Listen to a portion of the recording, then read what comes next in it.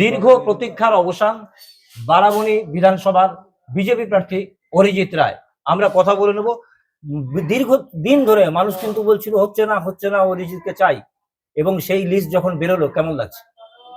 স্বাভাবিকভাবেই এতদিন ধরে যে যে লড়াই লড়েছি বা এতদিন আপনারা সব এলাকার সবাই দেখেছে যে তৃণমূলের সঙ্গে চোখ রেখে লড়াই করেছি, কখনো পেছনে পিছিয়ে আসিনি।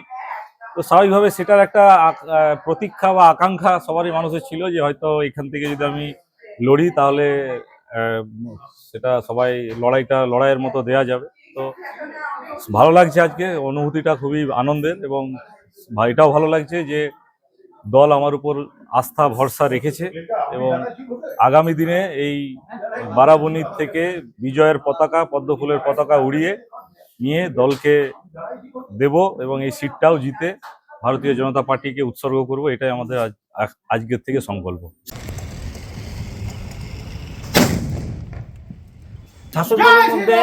শাসক দলের মধ্যে একটা বিষয় চলে এসেছিল যে এত লেট করছে বিজেপি, তাহলে ওরা সেটা আসলে ভুল ধারণা ওদের, কারণ আমাদের তো তৃণমূল কংগ্রেস নয় যে আমাদের একটা রাষ্ট্রীয় দল, গণতান্ত্রিক পদ্ধতিতে এখানে সবকিছু হয়, সবারই মত প্রকাশের অধিকার আছে এবং সর্বসম্মতভাবে সবারই সর্বসম্মতিক্রমে এখানে নাম বেরোয়।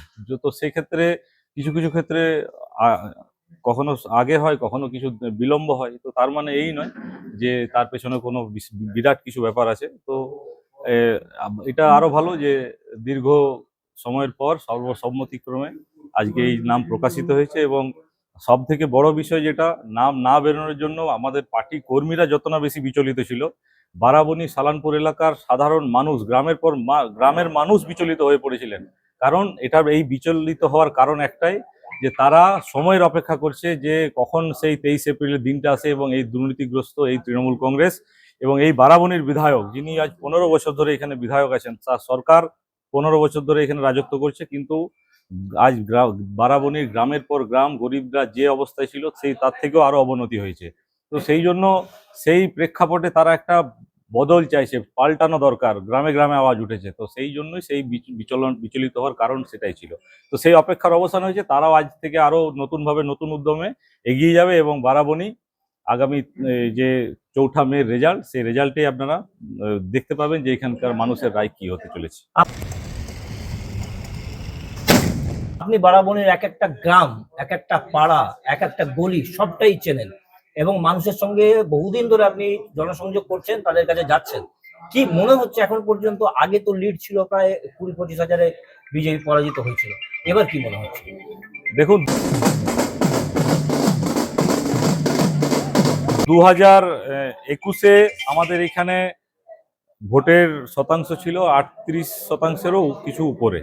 তো সেই জায়গায় 2021-এর পর এখন পশ্চিমবঙ্গের যে পরিস্থিতি এবং যে একের পর এক ঘটনা পশ্চিমবাংলার মানুষ দেখেছে, তৃণমূল কংগ্রেসের যে দুর্নীতি, যে নেতা মন্ত্রীদের এইভাবে বাড়ি থেকে কোটি কোটি টাকা উদ্ধার, এবং সর্বোপরি এই শিক্ষক নিয়োগ ক্ষেত্রে যে বিরাট একটা দুর্নীতি, এখানে আজ হাজার হাজার শিক্ষকের পরিবার আজকে পথে বসে গেছে, এবং সর্বোপরি তার উপরেও যে আরজি করের ঘটনা হয়েছে সেটাও প্রত্যেকটা মানুষ দেখেছে। আমার মনে হয় যে ব্যবধান ছিল সেই ব্যবধান আর তার অঙ্ক অনেকটাই বদলে গেছে, এবং তার উপর এখানে প্রায় আপনারা দেখেছেন এসআইআর এ প্রায় 33,000-এর উপর ভোট এখান থেকে বাতিল হয়েছে। চিত্তরঞ্জন এলাকায় প্রায় 8,000-এর উপর অধিক ভোট বাতিল হয়েছে। সেই 8,000 ভোটের কোনো হদিশ পাওয়া যায়নি। তো সেইগুলো স্বাভাবিকভাবে এগুলো একটা ইকুয়েশন তৈরি হচ্ছে, এবং সর্বোপরি যেটা মানুষের রায়, যেমন 2011 সালে তৃণমূল কংগ্রেসের আমরা তো দেখেছি কিছু ছিল না, কিন্তু মানুষ চেয়েছিল যে সিপিএম যাক, তৃণমূল আসুক। তো সেই কালের নিয়মে এখন মানুষের আওয়াজ যে তৃণমূল বিদায় হোক, এই দুর্নীতিগ্রস্ত সরকার বিদায় হোক, বিজেপি আসুক, বিজেপি সরকার করুক, এবং মানুষ চাইছে একবার পাল্টাতে, যে পাল্টিয়ে দেখি যে বিজেপি 5 বছর এসে কি করে। এটাই মানুষের। একটা শেষ প্রশ্ন, যে আইএসএফ একটা ক্যান্ডিডেট দিয়েছে বিশ্বজিৎ বাউরি, এবং যেখানে একটা সমাজের প্রশ্ন আসছে, সেই ক্ষেত্রে কি আপনাদের কিছু সুবিধা হবে? না, সেটা তাদের, ওটা একটা অন্য দল, তো তাদের নিজস্ব ব্যক্তিগত ব্যাপার। সেই দলের প্রার্থী তো দিতেই পারে, যে কেউ নির্বাচনে লড়ার অধিকার আছে, তো তারা তাদের মতো লড়বে। আমরা ভারতীয় জনতা পার্টি, এবং আজকের ডেটে পশ্চিমবাংলায় সকলে জানে যে তৃণমূলকে যদি উৎখাত করতে হয়, সেক্ষেত্রে বিকল্প একটাই বিজেপি। তাই একদিকে তৃণমূল, এবং যারা তৃণমূলকে পছন্দ করেন না, যারা মমতা ব্যানার্জির এই 15 বছরের কার্যকালে অতিষ্ঠ, তাদের কাছে বিকল্প পথ একটাই, বিজেপি পদ্মফুল, এবং বারাবণীর মানুষ সেই পদ্মফুলকেই বেছে নেবে। সম্পূর্ণভাবে পরিষ্কারভাবে বিজেপি প্রার্থী অরিজিৎ জানালেন যে মানুষ চাইছে এবার পরিবর্তন। কোন দল কি করলো, কোন প্রার্থী কি করলো, বিষয় সেটা না। ভোট হবে দুই ভাগে, একটা হচ্ছে তৃণমূলের, একটা হচ্ছে তৃণমূলের বিরুদ্ধে। অর্থাৎ সেই জায়গায় পাল্টানো দরকার, এমনটাই দাবি করছেন তিনি। এখন বলবে ভবিষ্যৎ।